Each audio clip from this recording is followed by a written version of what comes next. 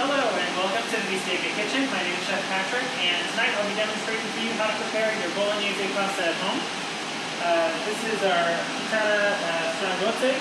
So Strangozze is a slightly wider pasta, similar to like a thin tagliatelle, but it's made on a chitarra, which is an abruzzese tool for making pasta. We have our Bolognnese sauce.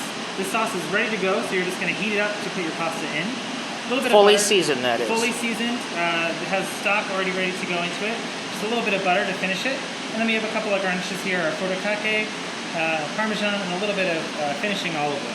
Furikake, what is that? Furikake is just a combination of nori seaweed, some sesame, and some seasoning.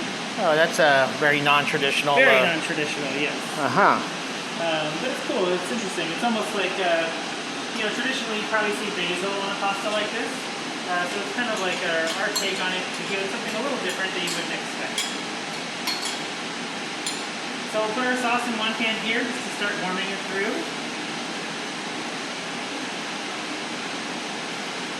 And meanwhile we're going to drop our pasta. Now again, this is a fresh pasta, so it's going to cook pretty quickly. It's going to take about a minute or so in the water.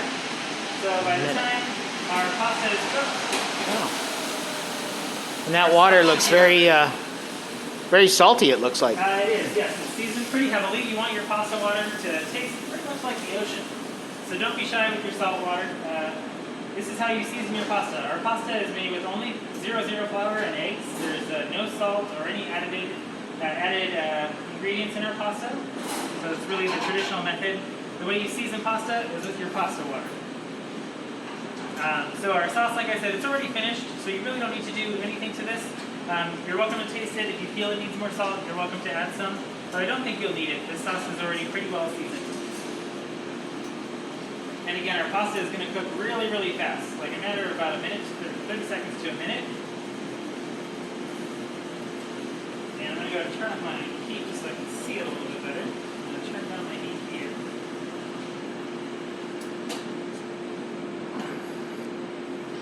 So feel free to take your pasta out however you like. If you have a strainer, like a pasta cooker with a strainer, you can use that. It doesn't hurt to keep a little bit of pasta water around in case you need to loosen your sauce. But just remember that your pasta water has a lot of salt, so be careful when you add pasta water to the sauce that you make. Alright, so now we're just going to add our pasta to the sauce here. Turn my heat back on. And we just want to cook it in the sauce just briefly. Give it about 30 seconds to a minute to marry the flavors of the sauce into the pasta.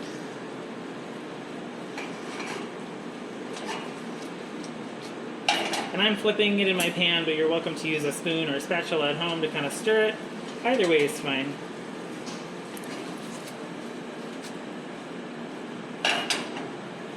And you're going to throw in your butter right at the end just to finish it. Kind of break it up a little bit.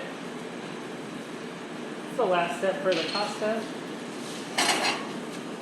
And what if you reduce too far down? Then what do you do? Again, you can always just hit it with a little bit of pasta water or just some water. Uh-huh. You don't need to add anything else to this dish. So we'll throw just a touch of our pasta water in. Uh-huh. And this one, you kind of don't want any sauce left in the pan, is that correct? That's right. If you do have sauce left in the pan, like I always say, just grab some bread. But well, I don't have any bread at home. if you don't have any bread, you can always just eat it with a spoon too. Okay, and I'd say our pasta is just there. Just long enough to melt your butter, and then it should be ready to go. So I have a pair of pasta tongs, but feel free to use whatever you have at home. If you want to use a fork, if you have tongs similar to the ones that I use to pull the pasta out of the pan, that's fine too. My, that's a big bowl. It is a large bowl, but it's a beautiful bowl, so we like to showcase the beautiful plateware we have here. It's great Richard Ginori porcelain. We're so lucky to have it.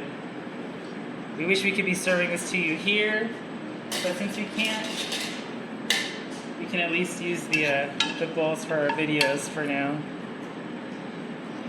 So some of the sauce will stick to your pasta, some of it will be left in the pan.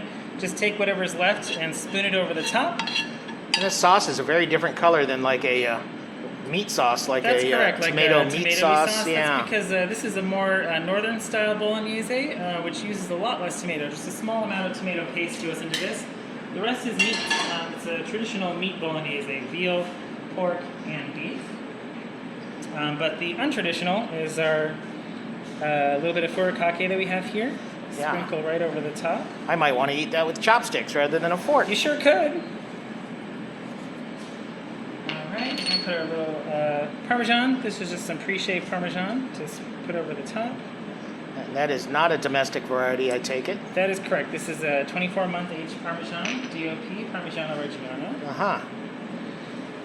And then we're going to drizzle a little bit of this finishing olive oil over the top. Because you should put olive oil on everything. And there you have it. This is your Chitarra Bolognese. Thank you so much for supporting us here at BE.STEAK.A. We hope to have you here in our restaurant soon. Oh man, I gotta eat that.